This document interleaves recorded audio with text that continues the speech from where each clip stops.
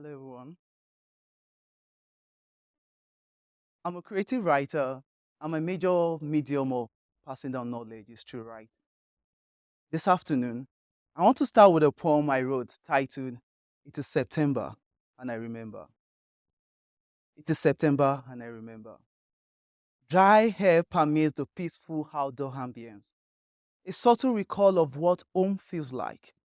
Home is a field of corn infested by stem borers. At home, the birds no longer sing like birds, and the fish no longer listen and obey the call of the waters. At home, our fathers no longer know the taste of kola nut.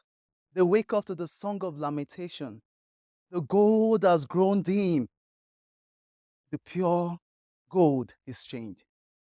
At home, our mothers wake to the hungry cry of children with inflamed patches of darkened skin, brittle hair falling from their skulls, helpless as they feed them from last night's hakamu. No protein to supplement it. It is September, and the memory of home punctuates my head. The image of floating bodies materializes like a trance. Thank you, Nemozin. But I remember, yes, I didn't forget how I expressed Shijoke's father's grief through the body of language, how I preserved his memory in modernized parchment. It is September, and I remember the movement that would have broken the fetters of corrupt institutions, how the youth swarmed the streets of my motherland, demanding for change. It is September, and I remember. Yes, I remember.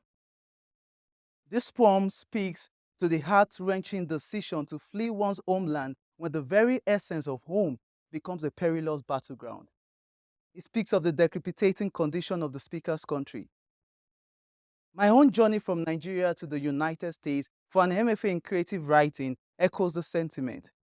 Leaving behind a family and a life filled with both love and responsibilities, I embarked on a quest not just for career advancement, but for a place to call home, a sanctuary where I could freely express my passion for writing, a dream often dismissed in my homeland.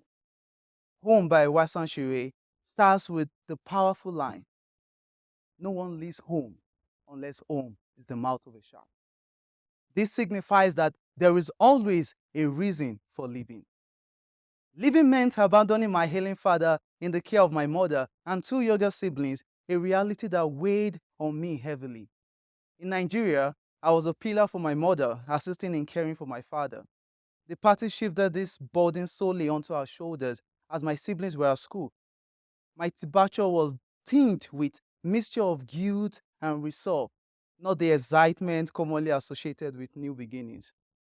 As my flight took off, the image of my father, once a beacon of joy and pride, now diminished by illness, haunted me. Of which I must let you all know this afternoon. He died 2 weeks ago on Easter Sunday. I asked myself after I heard of his demise, was I selfish to have left him? And probably if I was there, probably I could have saved him. This journey was about pursuing a dream that almost felt almost unreachable from where I stood. A dream to write, to carve my identity through words. In Nigeria, where the arts are often undervalued, declaring oneself a writer is met with skepticism, if not outright disdain. I recall a moment when, upon revealing my profession as a writer, I was met with silence, a clear dismissal of my passion. Yet it was this passion for writing, this dream of making an impact through my words, that fueled my departure. My transition was far from easy. Faced with a new culture, I grappled with isolation, discrimination, and the realization that the concept of home transcends physical borders. Encounters that challenged my identity and what only fueled my determination to redefine home on my own terms. A moment that profoundly impacted me and left me wrestling with deep-seated emotions for months involved a seemingly mundane task, reaching out to the Social Security office to make inquiry about my Social Security number. Upon hearing my accent, the man on the other end of the call not only figured out my Nigerian heritage, but what would have come up as easily as finding out about my Social Security number, it gave me um, a rather offensive request, go back to your home country and fix it.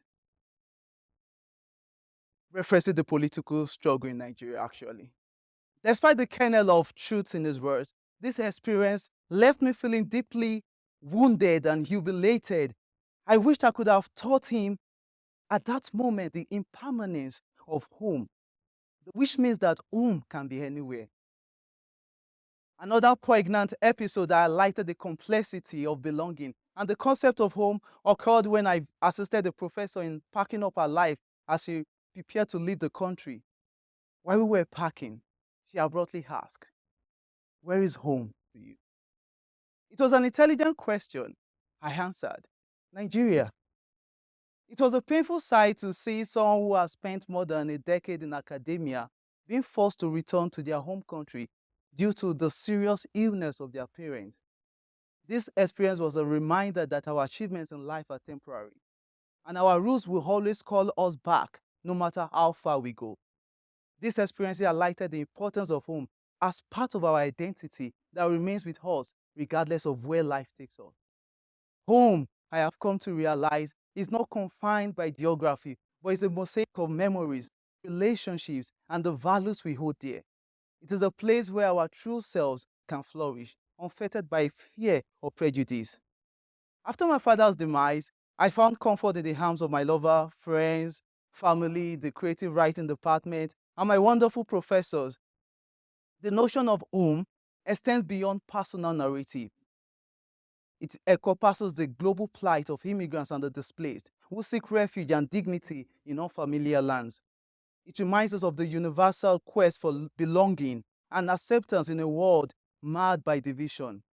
It is our duty to build a world where every person, regardless of where they come from or how they speak, can find a place to belong.